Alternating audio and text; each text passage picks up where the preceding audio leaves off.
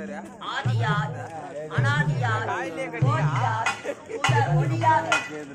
இந்த பாமர மக்களுக்கு யானை முதல் மக்களை 84 லட்சம் ஜீவ வேதங்களுக்கு படியளக்கக்கூடிய பரமனா மும்மூர்த்திகளை ஒருவனாக விளங்கக்கூடிய 5 தலை உள்ள பிரம்ம தேவன் சிரசை அப்பொழுது வேதங்களை ஓதக்கூடிய பிரம்மதேவன் சிரசை நான் அறுத்ததா பிரம்மத்தி தோஷமானது அந்த பிரம்மத்தி தோஷம் நீங்க வேண்டும் நீ என்று சொல்லக்கூடிய திருவண்ணாமலைக்கு சென்று பிரம்ம தீர்த்த குளத்திலே குளித்து அங்கிருந்து பாமர மக்களிடத்தில் அந்த பிரம்ம கபாலமானது ஓடாக மாறி நிச்சயோ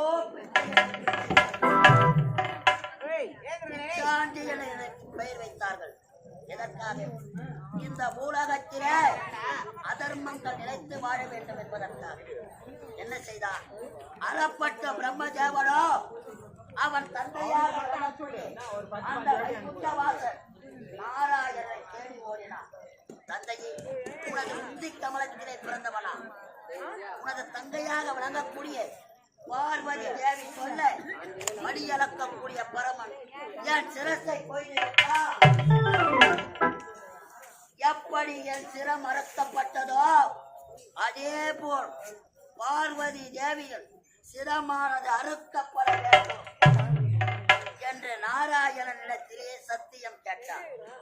நாராயணன் சத்தியம் செய்து கொடுத்தார். சத்தியம் செய்து கொடுத்ததால் இந்த ஜவ்வாது மலைவார அடிவாரத்திலே ஜபதக்கினி முனிவனாக நான் பிறந்தேன். உமையவள் பார்வதியோ ரேணுகையாக பிறந்தார். செய்து கொடுத்த சத்தியத்தின் பிரகாரம் அவள் வயிற்றிலே 5வது பிள்ளையாக பரசுராமனாக பிறந்தார். அந்த வைகுந்த வாசன் மாற்றான் மனதால் நினைப்பதும் தவறு. அப்பொழுது கற்பு திறனை சோதிப்பதற்காக பிரம்மதேவனும் இந்த சக்தியால் தானே அன்று என் சிரமானது அறுக்கப்பட்டது. அவளை பழிவாங்க வேண்டும் என்பதற்காக அழகான கந்தரவ உருவம் தான் நதிக்கரைக்கு சென்றான். ரேணுகையோ தன் கற்பின் திறமையால் மணலை குடமாக செய்து நீர் கொண்டு வருவது வழக்கம். குடத்தை செய்தார், நீரை முகண்டார், மேலே பார்த்தார். அழகிய கந்தரவ உருவம். கந்தர்வனாக சென்றவன் இப்பேற்பட்ட அழகா என்று எண்ணிய உடனே அந்த குடமானது சேதமடைந்து விட்டது, உரு குலைந்து விட்டது. எதற்காக? உடலால் சோர போகவில்லை, மனதால் சோர போனான். மாற்றான் ஒருவனை மனதால் நினைத்தவள் தவறை உணர்த்தவள் என்ன செய்தான்? ஜபதக்கினி முனிவராக இருந்த நான் அழைத்தியன் பரசுராமனை பரசு என்ற கோடாரியா தாய் தலையை வெட்டி விழுத்த ஓடினான். தாய் தலையை வெட்டி விழுத்தினான். அவளுக்கு ஆதரவு கொடுப்பதற்காக அருந்ததி இனத்தை சேர்ந்த சக்கிலி பெண்ணிடம் ஆதரவு கொடுத்தார். இருவரையும் தந்தை சொல்லே சதுர்வேதம் என்று தாய் தலையை வெட்டிய பரசுராமன் ஓடி வந்தான் என்னிடத்திலே. அப்பா, நீ கூறிய வண்ணம் முந்தி தவமிருந்து 300 நாட்கள் சுமந்து என்னை பெற்றெடுத்த தாய் என் தாய் தலையை சிறைசேதம் செய்து இப்போது எனக்கு வரம் தேவை என்று கேட்டார். என்ன வரம் என்று கேட்க, என் இறந்த தாய் மீண்டும் உயிர் பெற்று வர வேண்டும் என்று கேட்டார். ஆகையால் என் கமலத்தில் இருக்கக்கூடிய நீரினை கொண்டு சென்று இறந்த தலைகளை ஒன்றோடு சேர்த்து இந்த ஜலத்தை தெளித்தார். இறந்த உன் தாயானவள் மீண்டும் உயிர் பெறுவாள். என்னிடத்தில் ஜலத்தை பெற்ற பரசுராமன் இதோ ஜவ்வாது மலையிலே ஜபதக்கினி முனிவனாக இருந்தனான்.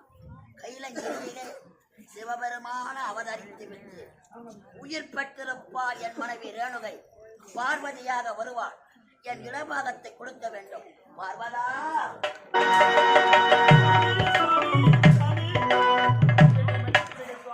நான் செய்த தவறுக்கு தண்டனை அனுபவித்து விட்டேன். இப்பொழுது எனக்கு நீங்கள் இடமாக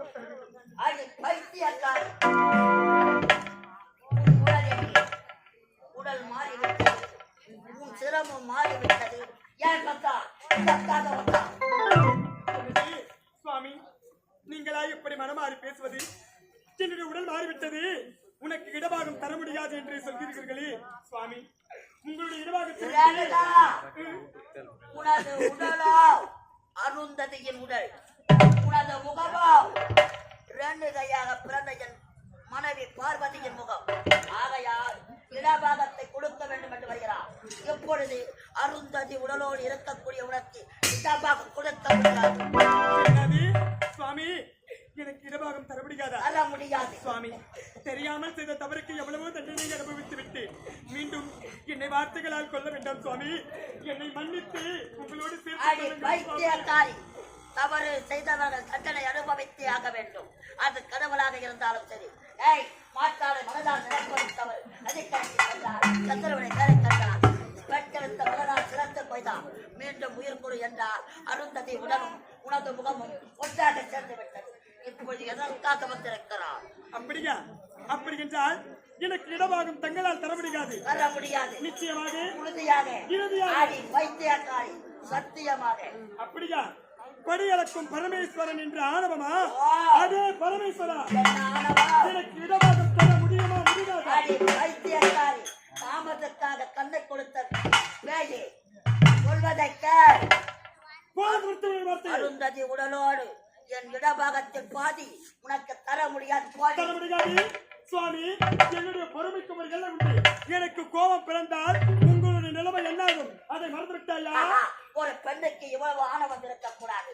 ஒரு பெண் ஒரு ஆணுக்கு அடிமை, அதை குறித்து நடந்து கொள்ள வேண்டும். அதே பரமேஸ்வரா, எனக்கு இடவாகம் தர முடியாது என்று என்னிடம் வாக்குவாதம் செய்கிறாயா?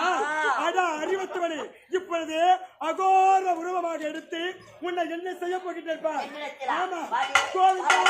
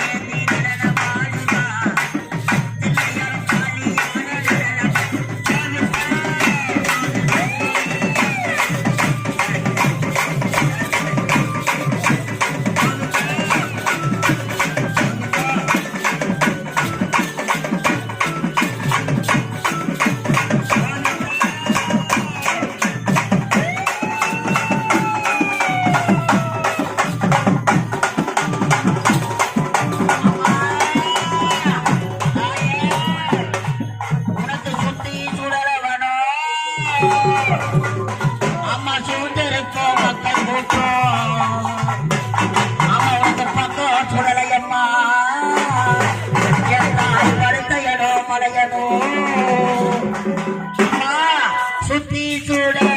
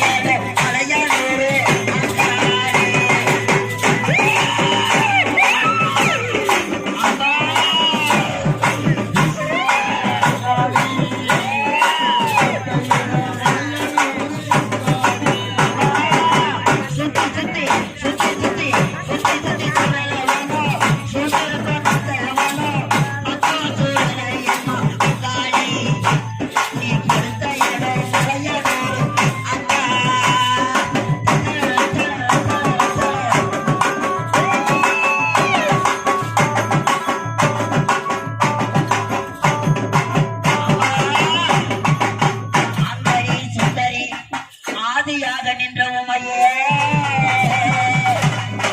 அம்மா கல் தோண்டி மண் தோன்ற காலத்தில் முன் தோன்றிய என் தட்டியே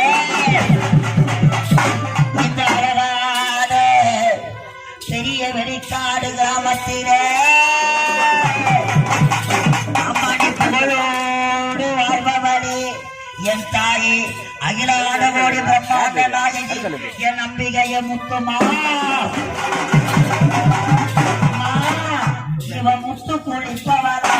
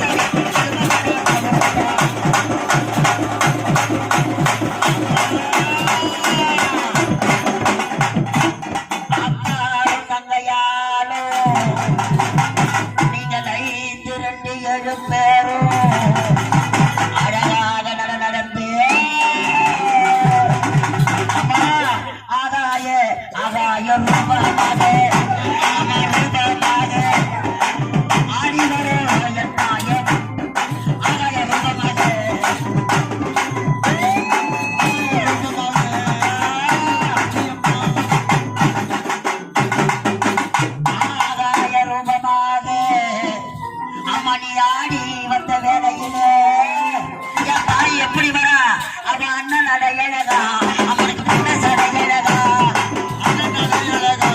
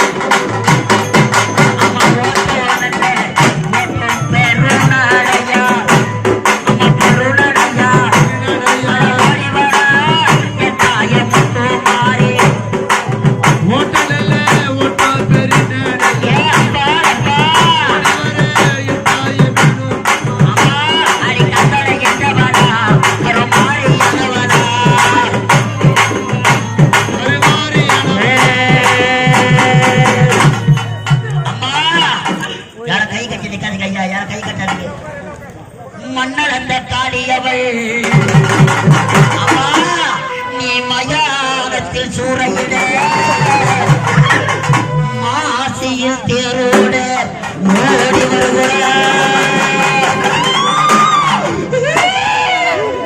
அங்கைய கன்னியா என் அங்கான பரமேஸ்வரி மேல்மலையனூர் எல்லையில் ஓடி அம்மா மஞ்சா போடவ கட்டி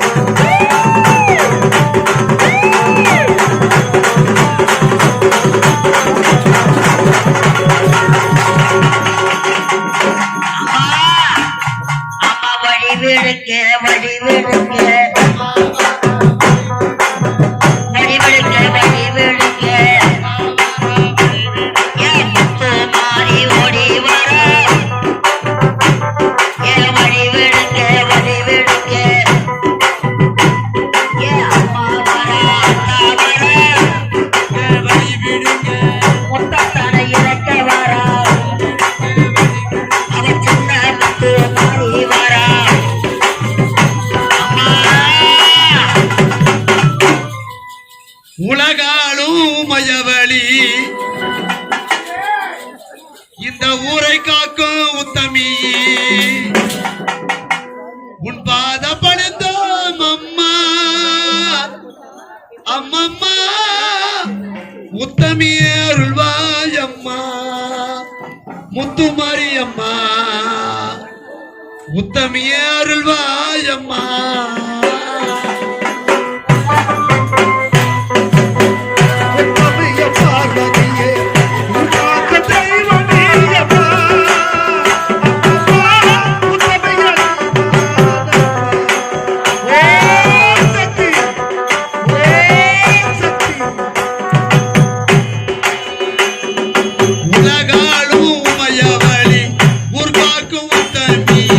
உன் பாத படுத்தோம் அம்மா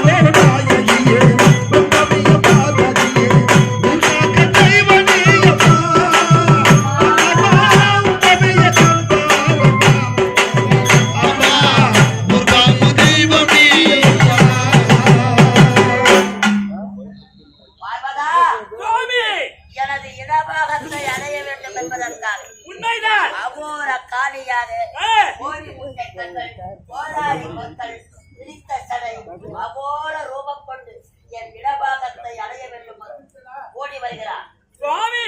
என்ன அகோர ரூபம் கொண்டாலும் உண்மைதான். உடல் அருந்ததியின் உடல் ஆ, முகமோ பார்வதியின் முகம். அருந்ததி உடலோடு இருக்கும் பொழுது இடபாகத்தை கொடுக்க முடியாது.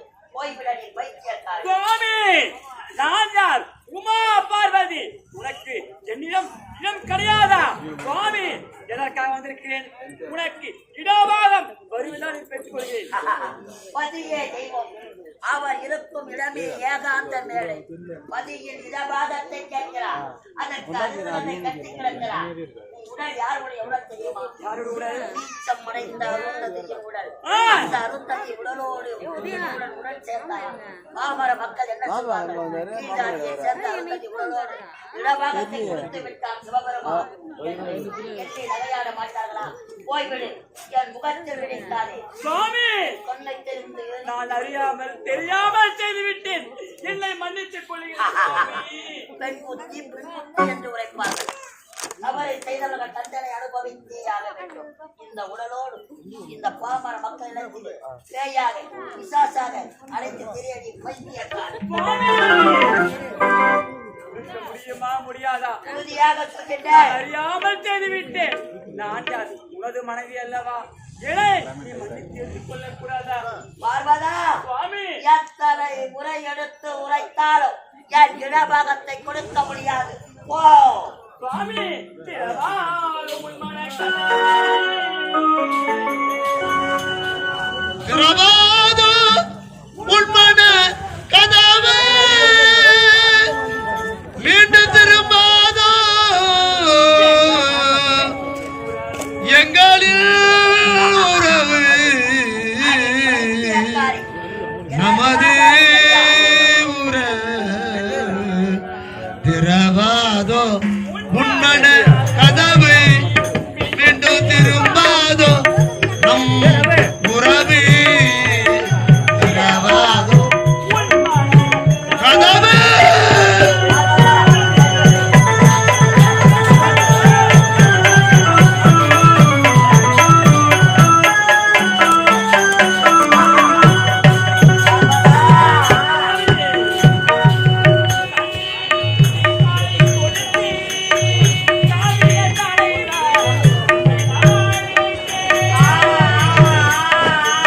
கண்ணீர் பூவில் மாலை தொடுத்து காவிய தலைவா உனை நான் நினைத்தேன்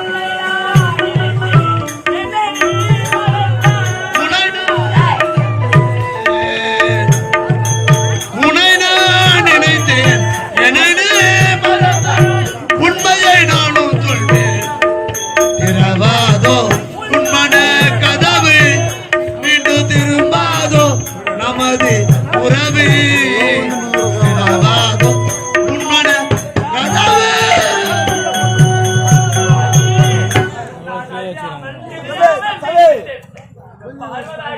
அடி பைத்தியக்காரி. கத்தினாலும் கதறினாலும் இடபாகத்தை கொடுக்க முடியாது. ஏய், முடியுமா முடியாதா? எனக்கு கோபம் வந்துவிட்டது. எப்படி தெரியுமா? என் தேகத்திற்குரிய முத்துக்களை ஒன்றாக கூட்டி இப்போது இந்த முத்தை மாறி உன் முகத்தில் இருக்கின்றேன்.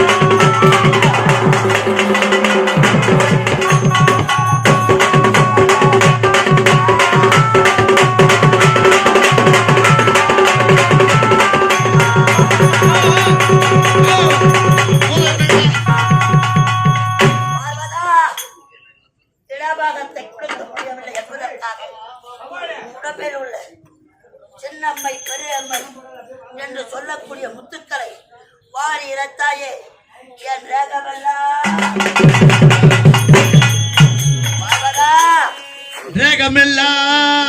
ரேகமெல்லாம் எரியுதடி பத்தினியே பார்வதி